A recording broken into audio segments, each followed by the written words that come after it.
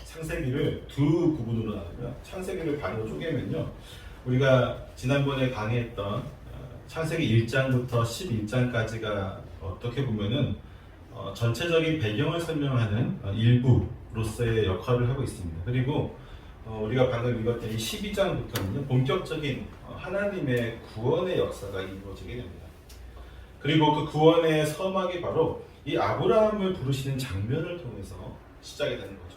하나님이 계획하신 놀라운 우주적인 이 구원의 계획의 시작이 바로 아브라함을 부르셔서 그에게 명령하시는 것을 통해서 시작이 되어진다고 하는 것입니다. 이 장면이 어떻게 이루어지는지 한번 여러분 상상해 보세요. 이미지 메이킹을 해보세요. 그러면 어떤 드라마나 어떤 무비, 영화 같은 것을 만들어도 충분히 인상적인 어떤 드라마틱한 장면들이 만들어지게 됩니다. 제가 오늘 아브라함의 관점에서 한번 이것을 연출해 보려고 하는데 한번 여러분 잘 이미지를 한번 생각해 보시면서 한번 들어보세요. 아브라함은요, 갈대아인이 사는 우르라고 하는 매우 큰 도시에서 아버지와 형제 자매들과 함께 살고 있었습니다. 머릿속에 상상이 되세요? 그는 아버지와 형제들과 함께 이 달, 이 달을 이제 섬기는 형상, 어떤 달의 신이라고 하는 그 형상을 만드는 것을 직업으로 삼아서 살았던 사람이었습니다. 그가 살던 곳이 이 달의 신을 섬기는 지역이었기 때문에 그 달의 신의 형상을 만드는 직업을 가지고 있었던 그의 가족들은 어땠을까요, 여러분? 우리가 주변에서 잘 보지만 어떤 종교와 관련된 일을 하는 사람들은요, 주변 사람들한테 굉장히 존경을 받습니다. 존경을 받고 인정을 받죠. 마찬가지로 이 달의 여신, 달의 신인 이 신에 대한 어떤 형상을 만들었던, 우상을 만들었던 아브라함과 그 가족들, 그들은 주변 사람들한테 충분히 인정받고 또 주변 사람들에게 어떻게 존경을 받는 그러한 입장에 있었을 것입니다. 그런데 어느 날 그의 형제인 하란이 먼저 이 세상을 떠나게 됩니다. 이후에 자식을 먼저 잃은 슬픔에 젖어있던 그의 아버지 데라는요, 어느 날 갑자기 자녀들을 다 불러 모읍니다. 내 자식들 다 모여라. 불러 모아서 갑자기 그들에게 이렇게 얘기합니다. 난 이제 가나안으로 떠나야 되겠다. 우리 다 같이 내 아들이 죽은 이 슬픔의 도시를 떠나서 저 가나안이라고 하는 새로운 곳으로 우리 다 이주하자, 떠나자, 이사를 가자라고 선포를 하죠. 하지만 이 도시에서 이룩한 모든 것을 버리고 아무것도 없고 연고도 없는 가나안으로 떠나는 것은 결코 쉬운 결정이 아니었습니다. 결국 아브라함의 또 다른 형제인 나홀과 그의 아내 밀가는요, 떠나지 않기로 합니다. 이 우리에 남아서 기존에 우리가 이룩했던 모든 것들을 지키기로 결정을 합니다. 그들은 지금의 환경이 너무나 좋았기 때문이죠. 하지만 이 아버지를 너무나 불쌍히 여긴 아브라함은요, 자신의 부인을 설득하고 또 아버지를 잃고 홀로 남겨진 조카 롯을 데리고 아버지 데라를 따라서 이 우르를 떠나 갈대아인들의 우르를 떠나 가나안으로 가는 여정에 동참하고 맙니다. 근데 이 나이 많은 아버지를 대신해서 이주를 위한 모든 준비를 마친 아브라함은요, 이렇게 아버지 데라와 아내 사레 그리고 조카 롯을 데리고 갈대아인의 우르를 떠나서 가나안으로 가는 긴 여정에 오르게 되는데, 문제는 가나안으로 가는 여정이 결코 쉽지만은 않았다는 것이에요. 그들이 이사를 가기 위해서 짐이 얼마나 많았겠어요, 그렇죠? 그 모든 짐들을 가지고 방문하는 도시들마다 그들은 낯선 이방인에 지나지 않았습니다. 마을 사람들은 그들을 경계했었고요, 그들을 배격했습니다. 또 길 위에서는요, 사나운 야생 짐승들도 있었고, 또한 수많은 도적들을 경계하느라 잠시도 마음을 놓을 수도 없었던 상황이었습니다. 결국 많은 나이로 긴 여정을 견뎌야만 했던 데라는요, 몸이 쇠약해져서 더 이상 가나안으로 가는 이 긴 여정을 감당할 수 없게 됩니다. 그로 인해 아브라함의 가족들은 가나안 땅으로 들어가지 못하고 하란이라고 하는 곳에 정착할 수밖에 없었습니다. 그리고 이곳 하란에서 그의 아버지 데라는 결국 생을 마감하게 됩니다. 이 아브라함의 심정은 어땠을까요, 여러분? 그는 그의 아버지 데라를 위해서 가나안으로 가는 여정을 선택했습니다. 아브라함이 가나안을 가고 싶어서 갔던 게 아니에요. 누가 가고 싶었어요? 아브라함의 아버지 데라. 데라가 내가 내 아들을 잃은 이 도시에서 있고 싶지 않다라고 하는 그 마음으로 자식들을 모아서 가려고 했던 거죠. 아브라함의 다른 형제가 그곳에 남았던 것처럼 어쩌면 아브라함도 그 마음에 떠나고 싶지 않았던 마음이 강했을 수도 있어요. 그러나 아버지를 생각하는 마음에, 효도를 하고 싶은 마음에 그는 떠났던 것인데 이제 그 아버지가 죽었어요. 가나안 땅으로 들어가지도 못하고 그 중간인 하란이라고 하는 도시에서 아버지가 생을 마감하게 됩니다. 그가 더 이상 가나안 땅으로 갈 이유가 있었을까요? 없었습니다. 어쩌면 자신들이 이룩한 모든 것을 버리고 떠나는 것을 결정했던 과거의 자신을 원망하고 있을지도 모르겠습니다. 또 아니면 이제 반밖에 안 왔으니까 지금이라도 우르로 돌아가서 자신들이 살았던 원래 고향으로 돌아가서 그곳에서 남은 삶을 살고 싶은 마음이 있었을지도 모릅니다. 그런데 그렇게 복잡하고 신경이 날카롭고 복잡하고 마음이 불안정한 그 상태에서 갑자기 그의 앞에 누가 나타나냐면 하나님이 나타나는 거예요. 하나님이. 아마 이게 영화라면 어땠을까요? 갑자기 장엄한 음악이 흐르고 강렬한 빛이 아브라함을 비췄을 것입니다. 시리에 빠진 아브라함 앞에 나타난 하나님은 그에게 명령을 내리시죠. 너는 지금 당장 내가 너에게 보여줄 땅으로 가라. 아브라함을 새로운 삶의 동력을 얻게 되면서 다시 한번 가족들을 이끌고 가나안 땅으로 여정을 시작하게 됩니다.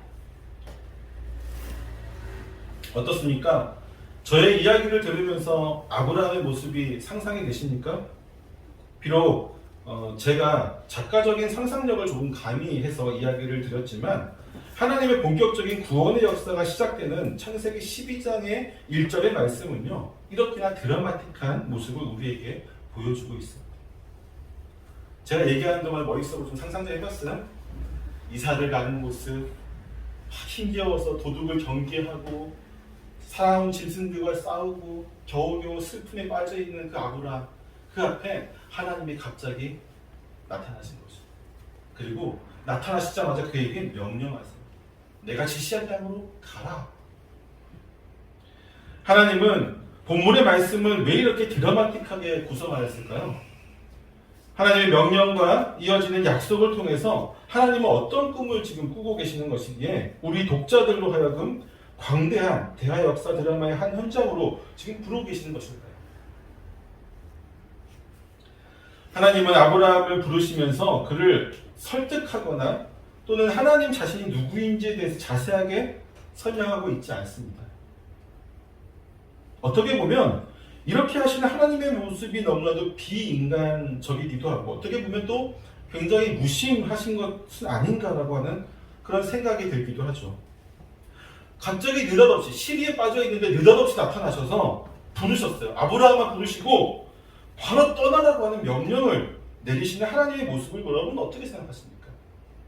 여러분에게 만약 여러분의 주위에서 어떤 사람이 여러분이 시리에 빠져 있는데 어떤 사람이 나타나서 갑자기 나타나서 너는 지금 이쪽으로 가. 내가 너에게 지시할 땅으로 어디로 가라고 이야기를 한다면 여러분 어떻게 하시겠습니까?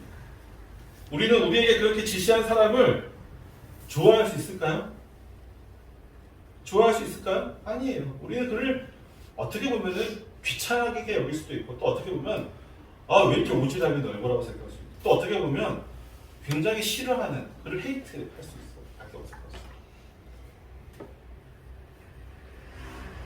하지만 여러분 성경에 보면요 하나님이 이렇게 일하시는 것을 우리는 자주 목격하게 됩니다.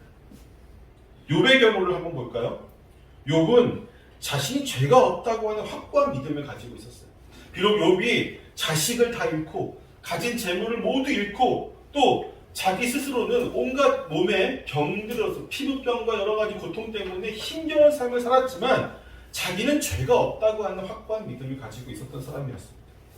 그의 주변의 친구들이 그가 고통스러워할 때에 그 원인이 너의 죄 때문이다. 너가 교만했기 때문이다. 너가 이런 것을 잘못했기 때문이다. 등등의 이유를 말해서 그를 몰아세울 때에도 그는 그러한 고통 가운데서도 자기의 결백을 주장하였고 그는 하나님이 자신에게 왜 이런 고통이 임하게 했는지 묻고자 하였습니다. 하나님, 나는 정말 의로운 사람인데 나는 죄가 없는 사람인데 왜 나에게 이러한 고통이 임하게 되었습니까? 라고 질문했던 사람이죠.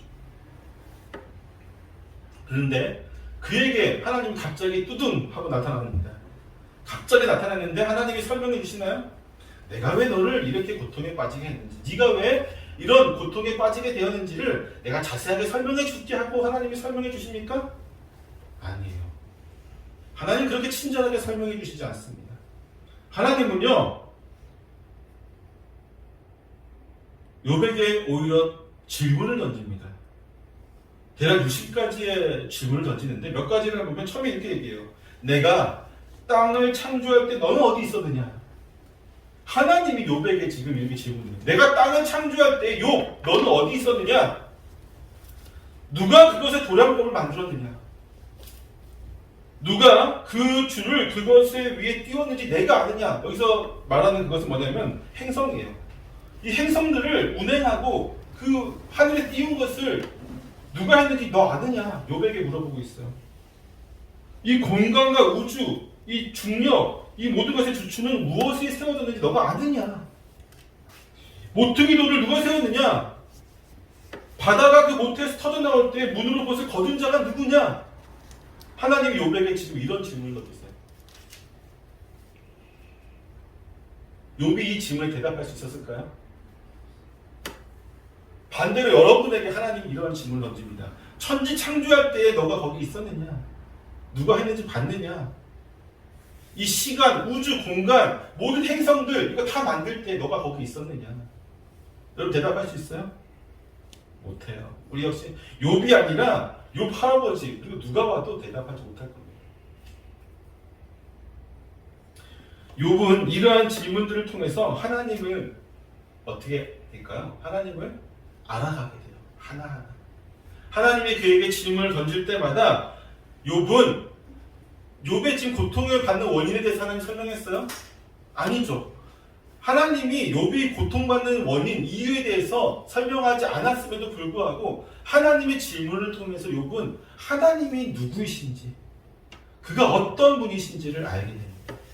그러면서 자연스럽게 자신의 모든 문제가 해결되어지죠. 그리고 그는 이렇게 고백을 합니다. 욥기 42장 5절 6절인데요. 이렇게 얘기를 하죠. 내가 주께 대하여 귀로 듣기만 하였사오나 이제는 눈으로 주를 배우나이다.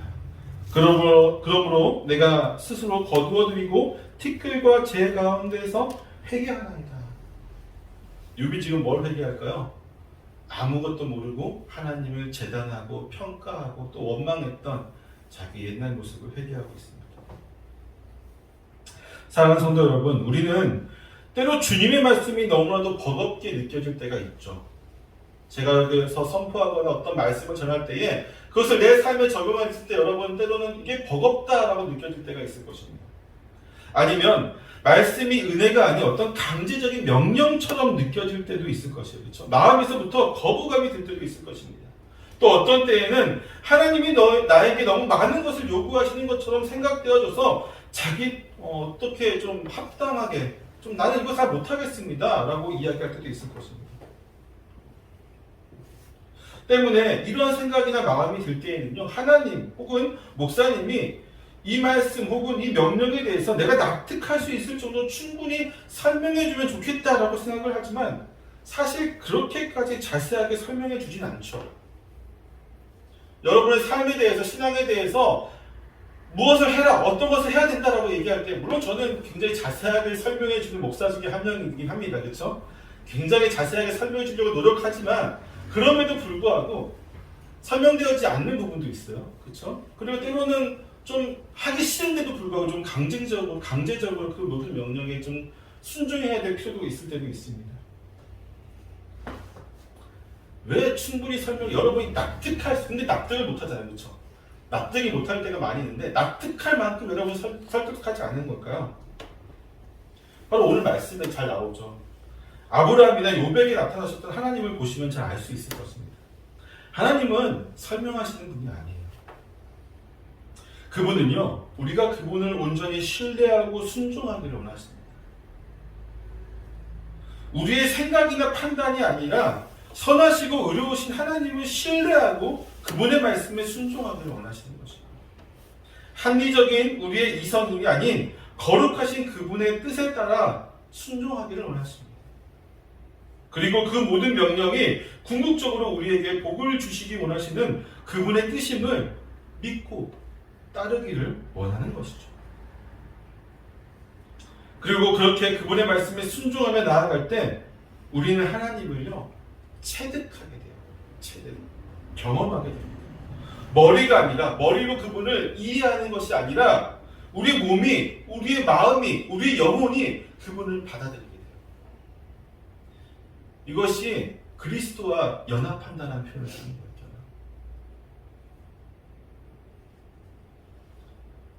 하나님이 나와 세상을 어떻게 연결시키시는지, 그리고 그런 하나님이 나와 어떠한 관계를 맺고 계시는지를 온 몸과 마음과 영혼을 다해서 알아가게 되는 것입니다. 결국 제가 지난주 설교에서도 말씀드렸듯이 하나님이 원하시는 것은요 제사가 아니라 순종인 것이죠. 그것도 맹목적인 혹은 미신적인 순종이 아니라, 이런 것도 많이 있죠. 맹목적인 순종은 잘못된 거라고 했어요. 죄라고 했어요. 또 미신적인 순종 역시 마찬가지입니다. 그러한 것이 아니라 하나님을 온전히 사랑하고 신뢰함으로 하는 순종이에요. 아, 이분은 거룩하신 분이지, 이분은 의로우신 분이지, 이분은 사랑이 온전하게 많은 분이지, 이분이 결코 나에게 해를 끼칠 분이 아니지. 그러한 신뢰를 바탕으로 그분의 말씀에 순종하는 것입니다. 이해되세요, 여러분? 그리할 때 우리의 삶은요 하나님의 역사가 되어집니다. 저와 여러분의 삶이 단순히 우리의 삶과 우리의 시간과 우리의 역사가 아니라 하나님의 시간이 되고 하나님의 역사가 되어진다는 것이죠. 이해되십니까? 그러니까 하나님은요 우리에게 어떤 일을 시킬 때, 우리는 인간적으로 인간 대 인간, 사람 대 사람으로 만났을 때 어떤 일을 시킬 때에는 충분히 납득이 되지 않으면 그 일을 할 때에 일을 하고 싶지 않아요. 그렇죠? 어떤 일을 할 때에 내가 이 일을 해야 되는 어떤 당위성이 없으면, 그리고 충분하게 나에게 납득이 되어지지 않으면 그 일을 하기 싫거나 아니면 하지 않거나 아니면 억지로 조금씩 하는 경우가 많죠. 그런데 어떤 경우에 우리가 열심히 하게 되냐면요, 나에게 설명해 주지 않았지만 나에게 명령을 내린 사람이 내가 정말로 사랑하고 신뢰할 만한 사람이다라고 생각해 보세요. 그러면 여러분, 내가 납득이 되어지지 않아도 열심히 일할 수 있어요, 없어요? 있죠. 하나님은 우리가 그렇게 되는 거예요. 하나님이 자세하게 여러분에게 내가 너를 선교사로 지명했다, 내가 너를 목사로 지명했다, 내가 너를 권사로서 이런 역할을 맡겼다, 너희가 전도하기를 원한다, 내가 너에게 교회에서 이런 일을 하길 원한다고 하나님 우리에게 명령을 내리실 때에 하나님 내가 왜 그걸 해야 돼요? 라고 묻는 게 아니라 아멘 하면서 순종하는 말씀이에요. 왜? 내가 하나님을 믿기 때문입니다. 내가 하나님이 어떤 분이신지를 내가 알기 때문입니다. 하나님 결코 나에게 해로운 일을 시키실 분이 아님을 알기 때문에 내가 순종합니다. 하고 순종하는 거예요.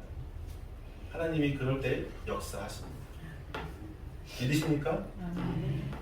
그리고 하나님의 명령에는요 반드시 약속이 따라오게 됩니다. 그것을 믿고 신뢰하는 것이 우리의 몫이기도 하죠. 때문에 우리의 정체성은요 하나님의 약속을 바라보는 자들입니다. 하나님이 우리에게 주신 약속은 무엇입니까? 하나님이 저와 여러분에게 주신 약속이 무엇입니까? 하나님이 우리에게 주신 궁극적인 약속은 사실 구원이죠. 천국의 백성으로 확증하여 주심으로 우리가 비록 이 땅에서의 인내의 삶을 살지라도 영원한 생명을 주님과 함께 함으로써 얻는 영원한 기쁨과 행복이 바로 그 낙원에 대한 약속을 우리에게 주셨기 때문이죠. 결국 우리는 지금 그 약속을 바라보면서 살아가는 존재입니다.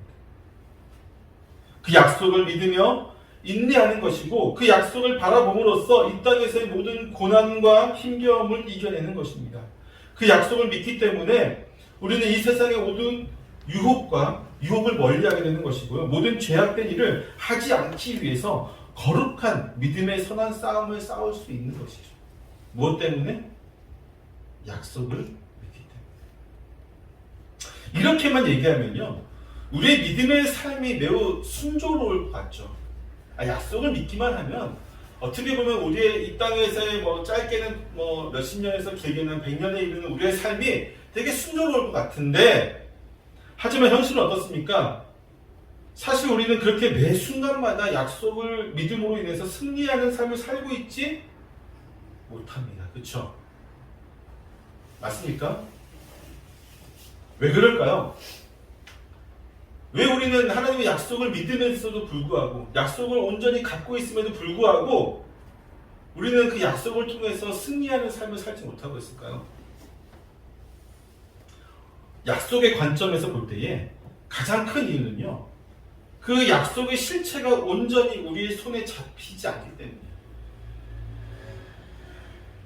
하나님의 약속이 불완전하기 때문일까요? 그건 아니죠. 하나님이 우리에게 주신 약속은 완전한 것이고요, 분명한 실체를 가지고 있는 약속입니다. 하지만 우리가 그것을 온전히 잡고 있지 못하는 것은요, 우리가 가지고 있는 육체의 연약함과 죄성 때문에 하나님의 약속을 온전히 바라보지 못하기 때문입니다. 그렇다면 어떻게 그 약속을 온전히 바라볼 수 있을까요? 어떻게 하나님이 우리에게 주신 약속을 우리가 온전히 꽉 붙잡고 갈 수 있을까요? 구약의 시대에 살았던 믿음의 선진들을 보게 되면요, 그들은 하나님의 약속을 받았지만 그 약속의 성취를 보지 못했던 이들이었습니다. 본문의 아브라함 역시 마찬가지죠. 아브라함에게도 역시 하나님이 뭐라고 약속을 했어요? 오늘 큰 민족을 이루고 내 이름을 창대하게 하고 복의 근원이 되겠다는 약속을 주십니다. 아브라함은 그러한 약속을 들었지만 그의 살아생전에 그것을 온전히 성취하는 것을 보았습니까? 못 보았어요. 그의 유업을 이을 아들은 한 명밖에 없었죠. 하늘의 별과 같은, 창세기 15장에서 하늘의 별을 봐라, 셀 수 없이 만큼 저 별만큼 너의 자손이 많을 것이다 했지만 아브라함의 자손은 그렇게 많지 않았습니다.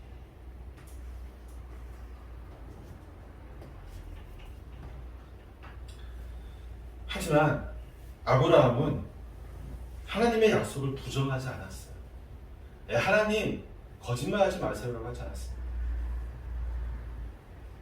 성경 어디를, 창세기 어디를 읽어도 아브라함이 나이가 들어서 이미 그가 임신할 어떻게 아이를 가질 수 없는 몸이 된 상태에서도요, 하나님 약속이 틀리잖아요 라고 원망한 적이 없어요. 오히려 누가 비웃었죠? 사례. 그의 아내인 사례는 내가 아이를 가질 수 없는 몸인데 어떻게 내가 아이를 낳겠습니까? 라고 비웃죠. 근데 아브라함은 그렇지 않아요. 결국 자신의 살아생전에 하나님의 약속이 온전히 성취되는 것을 보지 못하였던 그들을 아브라함과 또 많은 족장들에도 이런 동일한 약속을 주시잖아요. 하나님이 아브라함과 이삭과 야곱, 많은 그들의 족장들에게 이런 약속을 주시지만 그들이 살아생전에 그것을 보지 못하였습니다. 그럼에도 불구하고 그들은 하나님의 약속을 믿지 못하지 않았습니다. 거기에 대해서 히브리서 기자가 이렇게 기록하고 있어요. 우리가 좀 전에 읽었던 것인데 히브리서 11장 13절에서 16절을 보면 이렇게 얘기를 하죠. 이 사람들이 누구예요? 바로 족장들이죠. 아브라함과 이삭과 야곱과 요셉, 이 족장들인데 이 사람들은 다 믿음을 따라 죽었으며 약속을 받지 못하였으되. 무슨 얘기냐면요, 약속하셨지만 약속의 성취를 그들의 살아생전에 보지 못했다는 거예요. 받지 못했다는 거죠. 그렇지만 그것들을 멀리서 보고 환영하며 또 땅에서는 외국인과 나그네 힘을 증언하였습니다. 멀리서 보고 뭐 했다고요? 증언하였다. 환영했다. 그들이 이같이 말하는 것은 자기들이 본향 찾는 자임을 나타냅니다.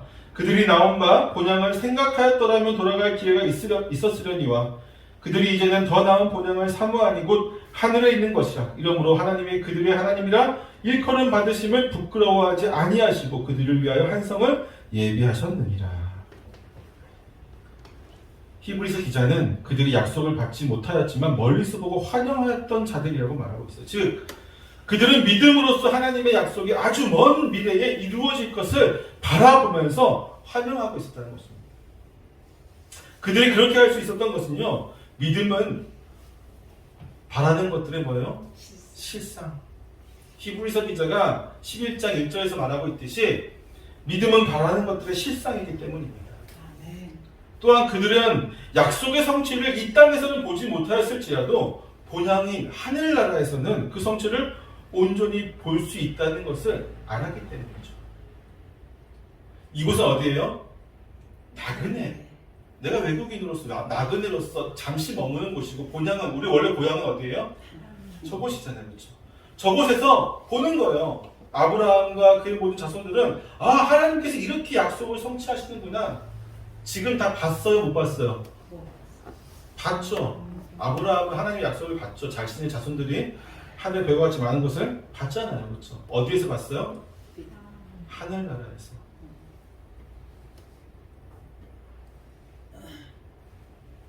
때문에 온전한 믿음의 삶을 살아갈 수 있었던 것입니다. 멀리서 보니까, 믿음으로 보니까 결국은 이루어지겠구나. 그리고 그들은 하늘나라에서 분명히 그것을 볼 것이라는 믿음을 가지고 있었기 때문에 그들은 온전한 믿음을 가지고 살아갈 수 있었던 것입니다.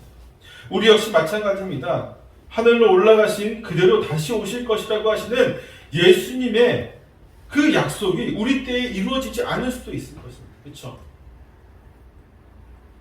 사실 예수님이 다시 재림하는 거 우리가 볼 가능성이 훨씬 적은 것이 사실이죠.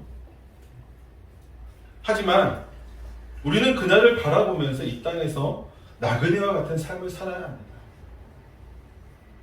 비록 우리의 생애 가운데 그 약속이 성취되지 않는다 하더라도 하늘의 본향에서 그 성취를 바라보며 또한 동참할 것임을 믿음으로 고백하며 나아가는 것이죠. 예수님이 재림할 때에 먼저 올라갔던, 하늘로 갔었던 선진들은 그 재림 현장에 다 동참하게 될 것입니다. 그게 우리가 될 수도 있다. 물론 가장 바라는 것은 뭐예요? 이 땅에 우리가 살아있을 때에 예수님 재림하시는 것이죠. 그렇죠? 초대교회 성도들이 곧 오실 주님을 기다리며 살았던 것처럼 우리도 그렇게 살아야 됩니다. 그리할 때 그 믿음은 온전한 실체가 되어서 우리의 삶이 믿음으로 승리하도록 인도할 것입니다. 또한 이 약속이 우리의 삶에서 우리 자신의 연약함과 죄에 의해서 흐려지지 않기 위해서는요, 우리의 삶이 하나님과 동행하는 데에 익숙해야 돼요. 우리가 하나님과 동행하면서 같이 걸어갈 때에 이것이 익숙해져야 돼요. 우리의 몸이. 우리의 몸은 사실 어디에 익숙해져 있습니까? 세상. 맞아요. 세상에 익숙해져 있어요. 내 육체가 좋아하는 것들은 뭡니까? 하나님과 동행하는 거예요? 아니면 세상의 향락과 쾌락입니까? 세상에 있는 것들은 특히나 이 문명이 발달할수록 세상에 우리가 즐길 게 너무 많잖아요. 우리가 놀 수 있는 게 너무나도 많이 있어요. 하나님과 동행하는 것보다 이게 훨씬 더 우리에게 자극을 줍니다. 그런데 우리가 이 온전한 신앙을, 믿음을 붙잡기 위해서는요, 하나님과 동행하는 데 익숙해져야 합니다. 이것은 우리의 신앙의 기초라고 할 수 있는 것들이죠.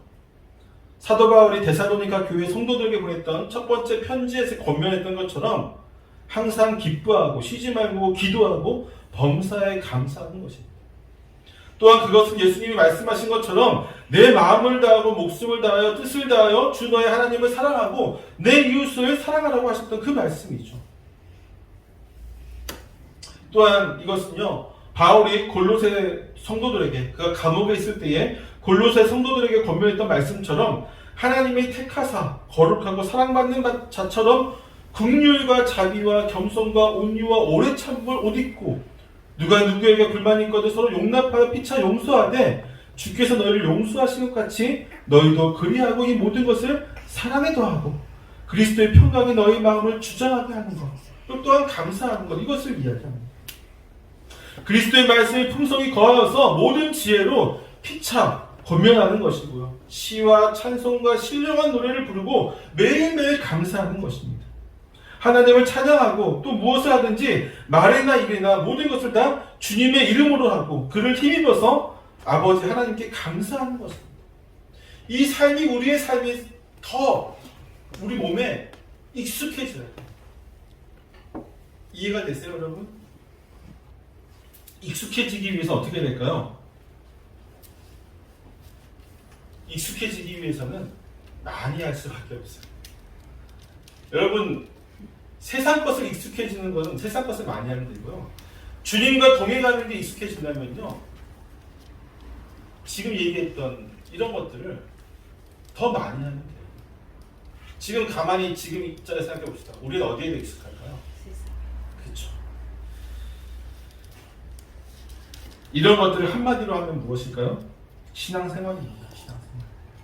온전한 신앙생활이 우리로 하여금 하나님의 약속의 실체를 온전히 바라보고 살아가도록 돕는다는 것입니다. 웨스트민스터 신앙국에서 18장의 제4항에 보면요.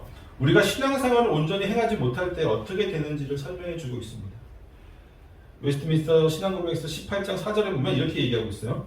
참된 신자들의 구원의 확신이 여러 가지 원인으로 동요되거나 약해지거나 중단될 수 있다. 그 원인들은 첫 번째는 확신을 보존하는 노력을 소홀히 하는 경우. 뭘까요? 신앙생활을 내가 소홀히 하는 경우입니다.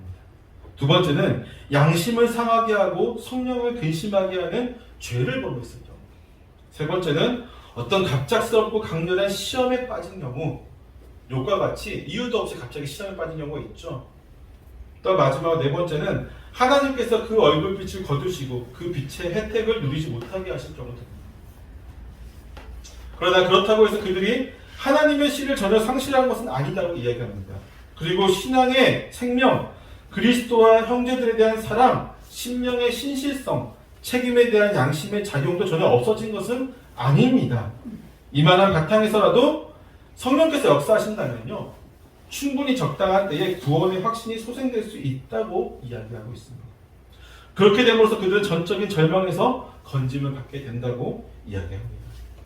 결국 경건한 신앙생활은요, 우리를 하나님의 약속을 굳건하게 붙잡게 만든다는 것입니다. 만약 우리가 이것을 소홀히 여기거나 또는 중대한 범죄를 범하게 되면요, 때때로 우리는 그 약속의 실체를 외면함으로써 온전히 붙잡고 있지 못하다고 스스로 느끼는 거예요. 하나님은 붙잡고 계신데. 하지만 그럴 때조차도 하나님은 우리를 붙잡고 계시며 능히 적절한 때에 우리를 다시금 세워주십니다. 다만 우리 역시도 하나님의 약속을 온전히 붙잡기 위해서 최선의 노력을 다해야 되겠죠. 그리하여 온전하고 경건한 신앙생활을 하기 위해서 우리 역시 노력을 해야만 할 것입니다. 사랑하는 성도 여러분, 오늘 말씀을 통해서 여러분은 하나님이 어떤 분이라고 생각을 하십니까? 하나님은 설명하는 분이세요? 자세하게 알려주는 분이십니까? 아닙니다. 하나님은 명령하는 분이십니다. 그리고 우리가 그 명령에 온전히 뭐하기 원하세요? 순종하기를 원하십니다. 하지만 그분의 명령은요, 우리를 위한 명령이죠. 반드시 또한 약속을 동반합니다. 결국 우리는 하나님의 명령에 순종하는 자이고 동시에 그 약속을 믿는 자들입니다. 토기가 토기장이에게 질문할 수 없듯이 우리 역시 그러한 존재이죠. 토기를 만든 토기장이가 그 토기를 어떤 목적으로 만들고 어떤 방법으로 사용하든지 순종하고 따라야만 되는 것이 토기의 운명인 것처럼 우리 역시 그렇습니다. 그럼에도 불구하고 하나님은 우리에게 약속을 보여주십니다. 그 약속을 보여주실 필요가 없는 분이심에도 불구하고 자신의 이름을 약속으로 반드시 실현시키실 것임을 증언하시고 또 그 약속을 우리에게 보여주심으로 우리가 온전히 순종할 수 있도록 인도하시는 것이죠. 저와 세움교회 모두 성도들은요, 하나님의 명령해 주는 무거움이 아닌 하나님의 말씀과 명령이 또한 하나님의 말씀의 규례들이 주는 어떤 그 무거움과 어떤 그런 고난과 힘겨움들이 아니라 그 이면에 있는 약속을 온전히 바라볼 수 있기를 소망합니다. 그리할 때 우리는 믿음으로 승리할 수 있을 것입니다. 믿으십니까? 같이 기도하겠습니다.